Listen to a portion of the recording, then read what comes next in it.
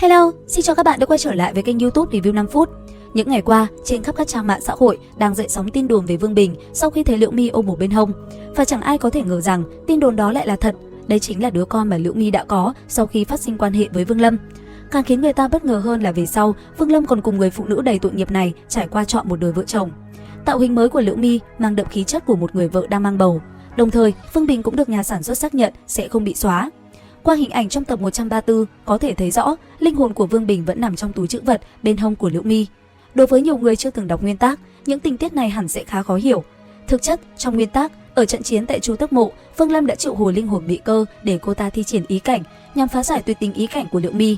Thế nhưng ngay lúc đó, chủ hồn Mị Cơ đã âm thầm quan sát, đã lặng lẽ ra tay, khiến làn sương hồng bùng phát dữ dội. Lúc đó, cả Vương Lâm và Liễu My đều bị bao phủ, ý thức dần trở nên mê loạn. Dưới sự chi phối của bản năng, giữa hai người đã xảy ra những chuyện khó có thể nói rõ. Khi tỉnh lại, Vương Lâm phát hiện mình đã có quan hệ thân mật với Liễu My. Trong lòng vừa kinh hãi vừa phẫn nộ, hắn vội rời đi trước khi Liễu My tỉnh lại. Đến khi tỉnh lại, Liễu My mới nhận ra vấn đề. Nỗi hận với Vương Lâm cũng từ đây mà bắt đầu. Và cũng chính nỗi hận khắc cốt ghi tâm đối với Vương Lâm đã giúp cô ta luôn giữ được sự tỉnh táo. Mặc dù trên phim chưa xuất hiện, nhưng có lẽ ở những tập tiếp theo chắc chắn sẽ có đoạn hồi tưởng về cảnh tượng vô tình ngày hôm đó. Và tiếp theo, trong tập mới nhất của Tiên Nghịch, sự xuất hiện trở lại của Liễu My cũng báo hiệu rằng ân oán giữa hai người sắp sửa bùng nổ lần nữa. Hiện tại, cô ta đã đổi tên thành Huyện My và gia nhập huyện gia, thậm chí còn được định sẵn là người kế thừa tiếp theo. Thế nhưng, trên thực tế, đó chỉ là sự sắp đặt của lão tổ huyện gia. Mục đích cuối cùng vẫn là biến cô ta thành lô đỉnh, phục vụ cho lão già kia mà thôi. Đợi đến khi cô ta tu luyện thành công Vạn Huyễn Thiên Ma Đạo, lão tổ huyện gia sẽ lập tức nuốt chửng cô ta để tăng tu vi. Sau khi phát hiện ra Vương Lâm, Liễu My không tiếc mượn sức mạnh của lão tổ huyện gia để đối đầu. Thế nhưng dù vậy, cô ta vẫn bị Vương Lâm đẩy lui, liên tục trong trạng thái thất thế, từng bước bị ép lùi. Trong khoảnh khắc tuyệt vọng, Liễu My lấy ra một chiếc hộp đen kịt. Cô ta tuyên bố đó là pháp bảo được chuẩn bị riêng cho Vương Lâm. Từ trong chiếc hộp, một oán anh toàn thân đen kịt bay ra, oán khí ngút trời. Liễu My không mong thứ này có thể lấy mạng Vương Lâm, điều cô muốn chỉ là rạch lên đạo tâm của hắn, một vết nứt vĩnh viễn không thể lành lại. Khi cảm nhận được sức mạnh huyết mạch, Vương Lâm đau đớn như tim bị xé toạc, lửa giận bùng lên ngút trời. Trong cơn phẫn nộ, hắn thể sẽ nghiền xương Liễu My thành tro bụi, thậm chí còn muốn diệt sạch toàn bộ huyện gia, không trở lại dù chỉ một sinh mạng. Vậy thì vì sao nói khi chuyển thể thành hoạt hình lại không thể xóa bỏ cốt truyện về đứa con của hai người, để Vương Lâm đi theo tuyến tình cảm thuần túy? Thực ra, xét theo logic của nguyên tác, điều đó hoàn toàn không thể xảy ra. Dù là Liễu My hay Lý Mộ Uyển, vai trò của họ đều thuộc tuyến cốt truyện chính. Nếu thiếu họ, toàn bộ diễn biến về sau sẽ không thể tiếp tục. Chẳng hạn, việc đứa con của Vương Lâm và Liễu My bị luyện thành oán anh, đây chính là cơ hội để nam chính bước vào lần hóa phàm thứ hai.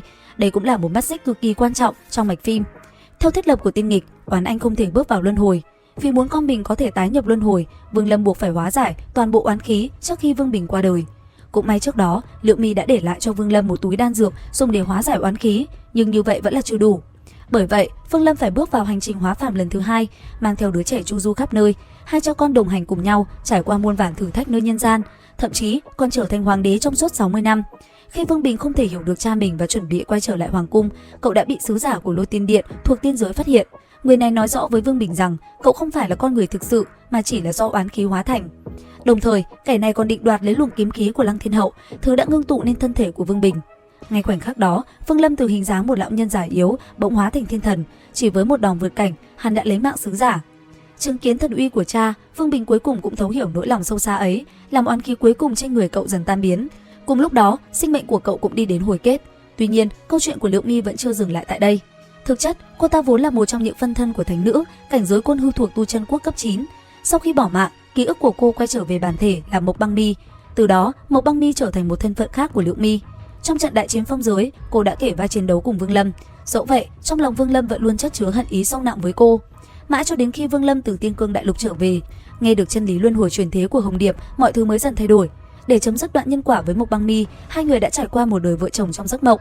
Trong toàn bộ giấc mơ ấy, Vương Lâm chưa từng nói một lời nào, họ cùng nhau sinh con, cùng nhau sống trọn một đời.